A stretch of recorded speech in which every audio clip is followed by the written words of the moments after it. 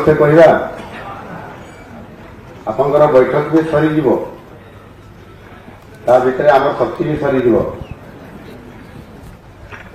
पुणी नुआ शक्ति तैयारी हो। जय जगन्नाथ जय जगन्नाथ जय जगन्नाथ।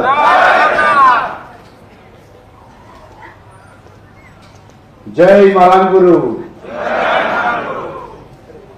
जय मारांग गुरु जय जसावली जय जसावली जय गंगादेव जय बड़ाम जय बुढ़ी ठाकुराणी जय हुंडी देवता जय धर्मेश ठाकुर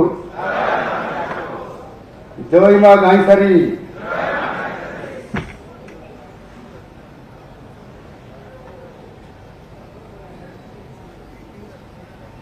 अम्बेडकर अमर रहे अमर रहे अमर रहे। बी आर अम्बेडकर अमर रहे बिरसा मुंडा अमर रहे बिरसा मुंडा अमर रहे। आज ओडिशा अनुसूचित जाति और अनुसूचित जनजाति कर्मचारी कल्याण समन्वय परिषद आमर ये पवित्र रवींद्र मंडप ठारे जो आयोजन होती आज सभार कार्यक्रम चली शेष पर्यायर एवं से शुभवर्ष आज ये सभा को आनुष्ठानिक भाव में परिचालना करुवा ये अनुष्ठान श्रद्धेय श्रीयुक्त धनंजय हेम्ब्रम महाशय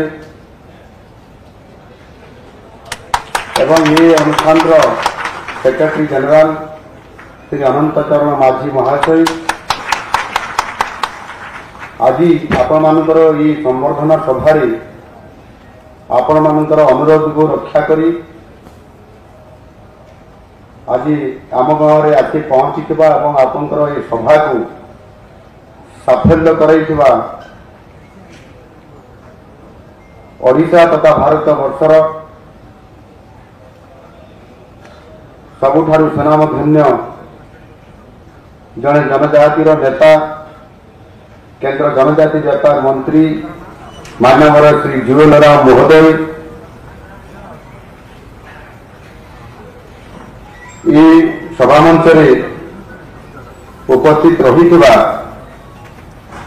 एवं गोटे अन्य बैठक को चली जाइथिबा मानवर श्री रविनारायण नायक ओडिशा सरकार वरिष्ठ मंत्री महाशय अन्यतम ओडिशा सरकार वरिष्ठ मंत्री श्री नित्यानंद गंड महाशय अन्यतम ओडिशा सरकार वरिष्ठ मंत्री श्री गणेश राम सिंह खुंटिया महाशय आज बैठक में उपस्थित जो सांसद मान रही भितर मानवर केन्द्र सांसद श्री अनंत नायक महाशय एठी मंचरे बसी ओडिशा विधानसभा प्रतिनिधित्व करुवा पाखापाखि 23 जन विधायक बंधु माने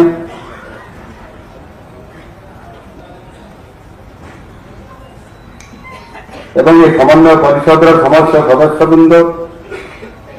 एटी उपस्थित मीडिया समस्त प्रतिनिधि बंधु माने एवं आज ये उपस्थित अन्य समस्त भाई और भौणी माने उपस्थित सुधीवृंद मुझे समस्त को आज ये संबंधित सभार आपण समस्त को मो तरफ हार्दिक शुभेच्छा और अभिनंदन जनाऊँ।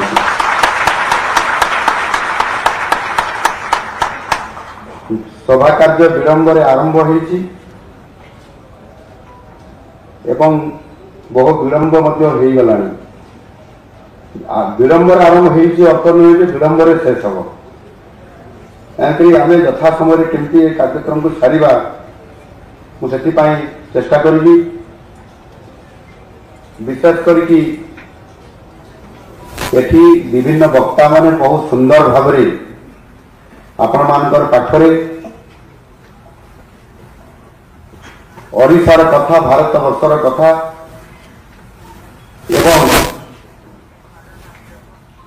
जो आज आम समस्ते पछुआ वर्ग रे अच्छा बोली पछुआ वर्ग माने हूँ आदिवासी हरिजन माने सबुठार पछुआ वर्ग ओबीसी पछुआ वर्ग नुह तो आम पछुआ अच्छा बोली आज संवैधानिक व्यवस्था भितर संविधान प्रणेता जी आमर चिर नमस्कार चिर पूज्य आम पछुआ वर्ग बा पछरे अच्छा बोली सामाजिक आर्थिक क्षेत्र में समानता क्षेत्र में पछुआ अच्छा बोली आमको समानता आने समाजर जो माने साधारण वर्ग बा उच्च वर्ग अच्छा समानंतर सहित समान धारा रे चलवा समान धारा रे बंचवाई समान धारा रे सुख स्वाच्छंद पाइबापी आज आमको आमर डॉक्टर बी.आर. अम्बेडकर संरक्षण व्यवस्था सहित अस्पृश्यता को लोप करने सहित समस्त को समान अधिकार देवार एमती अनेक अधिकार देकी जाइछंती संविधान व्यवस्था भितर ये कथा आम समस्ते जानी एणु आज जितेबले आम आज परिस्थिति रे मध्य आज समय आम खोजी बुलुंट आ संग्राम करुंट आ बेले बेले मध्य राजरास्ता को आसिक आंदोलन करुंट आमर अधिकार आमको फेरे दियो आमर अधिकार आमको दियो एणु जो बाबा साहेब आंबेडकर स्वप्नर भारत में असमानतार कौन अधिकार नहीं एवं से आमर भारत संविधान में आमको धारा 14 रु 18 भितर जो व्यवस्था करी जाइछंती जो समानतार मौलिक अधिकार देकी जाइछंती आमे समस्ते होउछंती भारत मातार सुयोग्य संतान आमको जिते बड़े आज संविधान में मध्य अतीतर अवहेलित कारण संविधान आमको स्वाधीनता समय स्वाधीनता पर जो अधिकार देले एवं ये अधिकार को लेकिरी एवं आम जन जन सुयोग्य संतान होइतिबा कारण से